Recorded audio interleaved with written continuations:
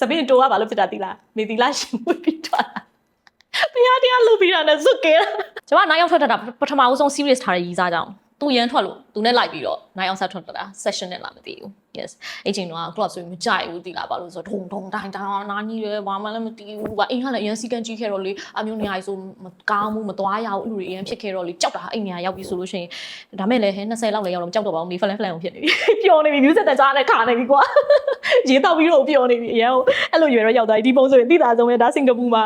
ဒီဘက်က Mac Trisa ရဲ့မောင်ရေးဟိုဘက်က cousin Jeremy ခုနမန်နေဂျာပြောနေနင်းသွားခဲ့တာလဲမောင်နှမကြီးနဲ့ဟုတ်တယ် Trisa အဲ့လိုပျော်တယ်မောင်နှမကြီးနဲ့ခဲ့ရပါဆိုတော့ Trisa တို့မောင်နှမတွေအကုန်လုံး relationship အရင်ကောင်းတယ် cousin နေလည်းကောင်းပါတယ်ရန်ဖြစ်ခဲ့တဲ့အချိန်တွေရှိတယ်ပေါ့နော်ဒါပေမဲ့အရင်အနေနဲ့ဆိုလဲတော်တော် Trisa တို့ကရင်းနှီးရဲ့ထဲမှာပါတယ် Mac တို့ Steve တို့နဲ့ဆိုလို့ရှိရင်ဟာလေးကတော့အားသားဘန်ကောက်မှာဒီဟာဘန်ကောက်ရဲ့ New Year night အဲ့ချိန်တော့လည်းအရင်ပျော်တာဘလို့ပျော်မှမသိဘူးဘူးတယ်ဟလာလည်းဘယ်လိုဟိုတယ်ပြန်ရောက်လို့ရောက်မှမသိဘူးအရွယ်ကတော့20စွန်းလေး21 22ပဲရှိမယ်အဲ့ဒီတုန်းက